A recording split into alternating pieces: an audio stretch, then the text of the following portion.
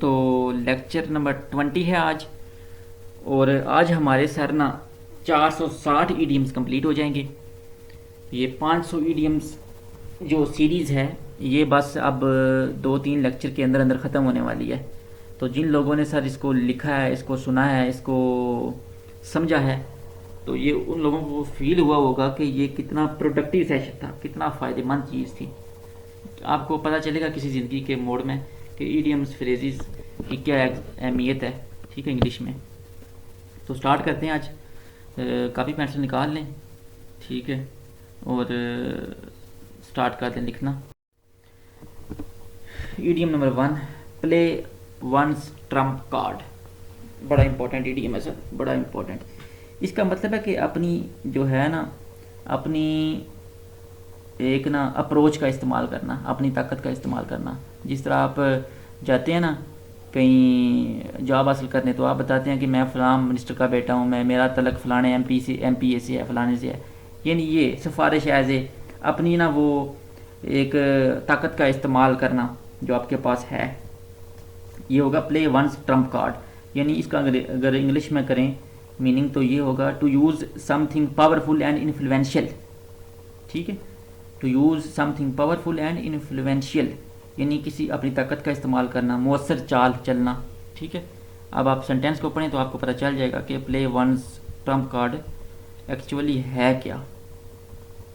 ठीक है, तो पढ़ें। When the boss did not show him any favour, जब बॉस ने उसको कोई जनाब हमायत नहीं की, he played his trump card, तो उसने एक मौसर चाल चली, एक अपनी ताकत का इस्तेमाल किया जो उसके पास थी, by telling him that he is the minister's son. हाँ जी, ये हमारी सोसाइटी की जनाब तल्ख हकीकत है। जब बॉस ने उसके कोई फेवर नहीं दी, उसको नाजायज़ फेवर नहीं दी, तो उसने बताया कि जनाब किधर जा रहे हैं आप, मैं एक मिनिस्टर का बेटा हूँ, ठीक है, या मैं कर्नल की बीवी हूँ। ठीक है, when the boss did not show him any favour he played his trump card by telling him that he is the minister's son. ठीक है, प्ले सेकंड फिडल टू, यानी किसी का नायब होना, यानी किसी के रैंक में उसके नीचे होना। To be in a lower rank और position that someone than someone else, किसी का नायब होना, किसी के मातहत होना, किसी के ताबे होना। ठीक है, प्ले सेकंड फिडल टू, यहाँ पे आएगा प्ले सेकंड फिडल, फिडल के बाद आएगा टू। ठीक है sir. Be in a lower rank और position that than someone else. ठीक है, be in a lower rank और in a position than someone else. ठीक है, she plays second fiddle to her boss in this office, वो इस office में अपने जो अफसर है उससे एक दर्जा नीचे है। ठीक है, उसकी नायब है। She plays second fiddle to her boss in this office. ठीक है, इसके बाद प्ले विद फायर, इसका मतलब है ख़तरा मोल लेना। ठीक है, to do something dangerous, we are ready to play, ये प्लेट नहीं है, ये प्ले होगा। We are ready to play with fire for our country. ठीक है, ये बड़ा आसान सा है। पोक वंस नोज इन टू, ये बड़ा अच्छा इडियम है जनाब। To interfere in the problem of others, दूसरों के मामलात में दखल देना। पोक वंस नोज इन टू, ठीक है, दूसरों के मामलात में दखल देना। She usually pokes her nose into the problems of others, वो दूसरों के मामलात में अक्सर औकात दखल देती रहती है। She usually pokes her nose into the problems of others. Pocket and insult, इसका मतलब है जिल्लत को उठाना। ठीक है, जलील होना, बेइज्जती बर्दाश्त करना, जिल्लत उठाना। Bear insult, he had to pocket and insult when he failed in the examination, जब वो एग्ज़ाम में फेल हुआ तो उसे जिल्लत को बर्दाश्त करना पड़ा। He had to pocket and insult when he failed in the examination. ठीक है, नेक्स्ट है हमारे पास सर पॉइजन वंस ईयर, यानी किसी के कान भरना। टू रिपोर्ट अगेंस्ट समवन, किसी के कान भरना। हिज स्टेप मदर, उसकी सौतेली माँ ने poisoned his father's years against him, उसकी सौतेली माँ ने उसके वालिद साहब के कान भरे। ठीक है, उसकी सौतेली माँ ने उसके खिलाफ उसके बाप के कान भरे, यानी गलत कुछ उसकी शिकायत लगाना, ये वो सारा कुछ।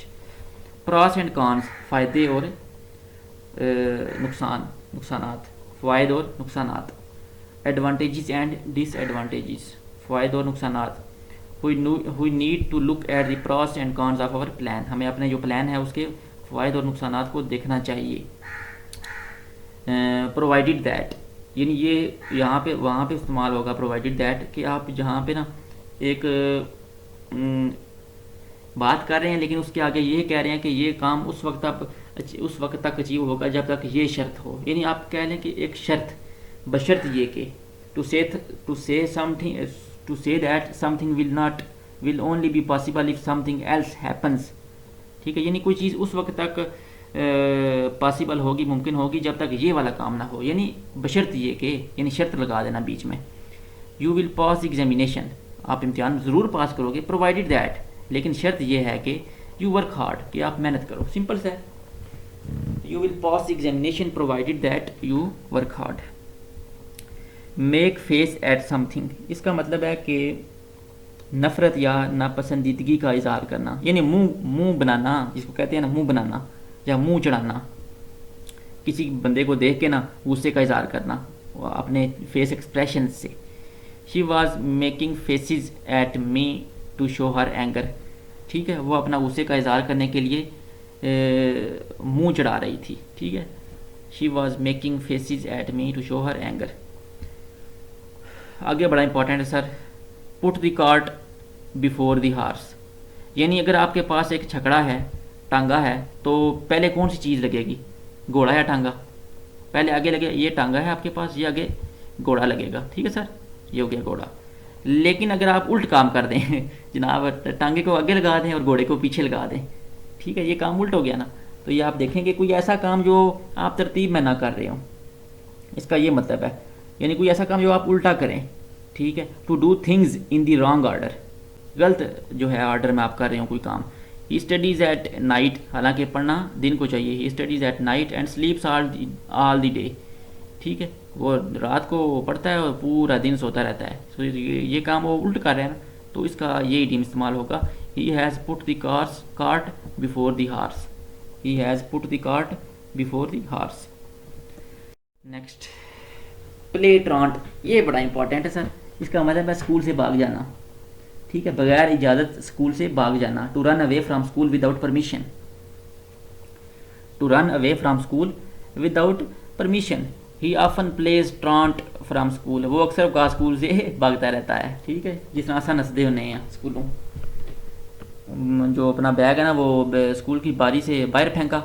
वो बारी, हमारी गवर्नमेंट स्कूल था ना, तो उसकी जो विंडोज़ होती हैं ना गवर्नमेंट स्कूल की, वो अक्सर उनमें ना सुराख होते हैं बड़े बड़े, तो बैग को उससे बाहर फेंका और दीवार फलांग के भाग गया। तो ये हमारा तो यही सीन था। Play truant, he often plays truant from school. ठीक है, पुल सम वंस लेग, ठीक है, यहाँ पे समथ नहीं आएगा, यहाँ पे आएगा पुल सम वंस लेग, ये टाइपिंग मिस्टेक है, यानी किसी को बेवकूफ़ बनाना, किसी को बेवकूफ़ बनाना। ठीक है, जैसा कि अगर कोई बंदा जा रहा हो तो मोटरसाइकिल पे, तो आप उससे कहें कि सर आपके मोटरसाइकिल के दोनों पहिए चल रहे हैं हैं जी, आपके मोटरसाइकिल के दोनों पहिए चल रहे हैं, तो ये बेवकूफ़ी बना रहे हैं ना आप उसे। तो ये इसको देखें सेंटेंस को, you do not really have a black mark on your nose. ठीक है, आपके नाक पे कोई निशान नहीं है। He is only pulling your leg, वो ऐसे ही आपको तंग कर रहा है, आपका वैसे ही मजाक उड़ा रहा है, आपको बेवकूफ़ बना रहा है। You do not really have a black mark on your nose, he is only pulling your leg. ठीक है, रैक योर ब्रेन्स, इसका मतलब है अपने दिमाग पे जोर देना, कुछ चीज़ को सोचने के लिए, कुछ करने के लिए अपने दिमाग पे जोर देना, सोचने के लिए। To try hard to think of something, जहन पर जोर डालना। To try hard to think of something. I racked my brains trying to remember his name, मैंने अब उसका नाम जो है वो याद करने के लिए या रिकॉल करने के लिए अपने दिमाग पर बहुत ज़ोर डाला। ठीक है, सोचा बहुत, काफ़ी सोच समझ की। I racked my brains trying to remember his name. ठीक है, दिमाग पे जोर डालना किसी चीज़ को सोचने के लिए। द रेड कारपेट ट्रीटमेंट या वेलकम, जैसे कोई मिनिस्टर जाता है या कोई प्राइम मिनिस्टर किसी दूसरे कंट्री में जाता है ना, तो उसको जैसे वेलकम करते हैं, वो रेड कारपेट होता है। ठीक है, तो यही हो गया, बट यानी एक अच्छा तरीके से इस्तकबाल करना। ठीक है, the minister was given red carpet treatment या welcome when he visited the city. The minister was given red carpet welcome when he visited the city.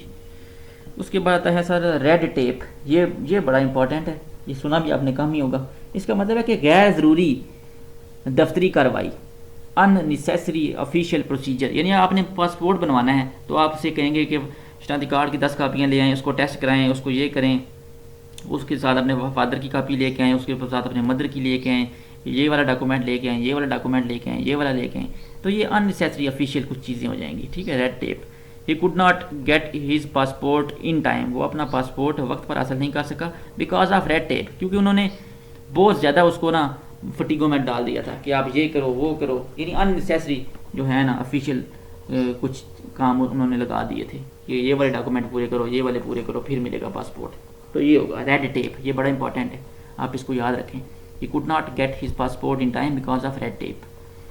Red letter day, इसका मतलब है खुशी का दिन, जैसे ईद होता है, ए डे ऑफ हैप्पीनेस, खुशी का दिन। The day I was awarded the medal is a red letter day for me, उस जब जिस दिन मुझे तमगा अता किया गया या मुझे मेडल मिला वो मेरे लिए खुशी का दिन है। The day I was awarded the red medal, the day I was awarded the medal is a red letter day for me, ठीक है। लास्ट इडियम है शायद आज, रेस्ट ऑन योर लॉरेल्स। इसका मतलब है कि अपने जो कारनामे हैं उन पर मुतमईन होकर बैठ जाना कि मैंने जनाब ये भी कर दिया है वो भी कर दिया। यानी अगर आपने मैट्रिक में टॉप कर दिया है और आप एफएससी में आ गए हैं तो आप एफएससी में मेहनत नहीं करेंगे, आप कहेंगे कि मैं तो टॉपर हूँ, जैसा कि मैंने मैट्रिक में आखिरी 2 महीने में पढ़ के जनाब पोजीशन ले लिया है। इस दफ़ा भी यही होगा। तो ये होगा रेस्ट ऑन योर लॉरेल्स, यानी आगे मूव ना करना, अपने जो पिछले कारनामे हैं बस उन्हीं को याद करते रहना कि मैंने ये किया मैंने वो किया। तो इसकी अगर इंग्लिश में डेफिनेशन देखें वो ये होगी कि to be satisfied with your achievements, अपने कारनामों पर मुतमईन होकर बैठ जाना। To be satisfied with your achievements, to be satisfied with your achievements. He retired at the peak of his career and is resting on his laurels, वो अपनी पेशावराना ज़िंदगी के इंतहाई अरूज पर रिटायर हुआ, अब वो अपने कारनामों पर मुतमिन होकर आराम कर रहा है, ठीक है। He retired at the peak of his career and is resting on his laurels, अब वो मुतमिन से आराम से बैठा हुआ है, ठीक है। तो ये हमारे ईडियम कंप्लीट हो गए हैं आज। ये देखें 458 ईडियम्स जो हैं अल्हम्दुलिल्लाह ये कंप्लीट हो चुके हैं। बस अब 460 हो ही गए तकरीबन और 500 कंप्लीट हो जाएंगे। 500 जब कंप्लीट हो जाएंगे ना तो उसके बाद ना कुछ 40-50 एक्स्ट्रा स्ट्रोक लगाएंगे, 40-50 ईडियम्स और भी थोड़े से रह जाएंगे वो भी लेके आएंगे। लेकिन ये मेन जो आपने करने हैं, अगर आपने कुछ करना है तो 500 आपको ये आने चाहिए। देखें कि अब मैं थोड़ा सा आपको पर्सनल चीज़ें बताता हूँ कि जो ईडियम्स हैं ये क्यों करा रहा हूँ, क्या मकसद है इसका। ये ईडियम्स, ये फ्रेजेस, ये आपके पास वर्ड बैंक है, ठीक है। आपके पास अल्फाज का ज़ख़ीरा होगा तो अगर आप पहले आपको टेंशन पड़ी हुई है सर मुझे ग्रामर नहीं आती, ग्रामर नहीं आती, ग्रामर नहीं आती, अल्लाह के बंदो सबसे पहले अपने जो हैं अपने दिमाग में अल्फाज का ज़ख़ीरा तो पैदा करो। 500-600 ईडियम्स आते हों, उसके बाद फ्रेजल वर्ब्स आते हों, ठीक है, उसके बाद सर प्रेपोजिशन का थोड़ा सा पता हो, फिर उसके बाद कुछ 1000-2000 कैब आती हो, फिर आप सेंटेंस लिखने के काबिल हो गए, फिर ग्रामर सीखने का फ़ायदा है, ठीक है। आप मकान बनाना चाह रहे हैं लेकिन आपके पास मटेरियल नहीं है तो अब ये मैं आपका मटेरियल पूरा करा रहा हूँ। तो ये कम से कम 500 करने हैं, लेकिन एक्चुअली है ये 570, ठीक है, लेकिन मैं 570 ही कराऊंगा। लेकिन 500 जिस तक मैं बता दूंगा कि आज हमारे 500 कंप्लीट हो चुके हैं तो आप बेशक 500 ही करें, लेकिन ये सीरीज़ जाएगी 570 तक और ये लेक्चर कोई 25 तक जाएंगे। इतना ज़्यादा लंबा काम नहीं है यार, यही 15 मिनट का लेक्चर होता है और 20 ईडियम्स होते हैं और साथ साथ उनकी एक्सप्लेनेशन भी होती है, साथ मीनिंग भी होता है, साथ सेंटेंस भी होता है, तो समझ आ जाती है चीज़ों की, साथ साथ लिखा करें, ठीक है। अल्लाह हाफिज़।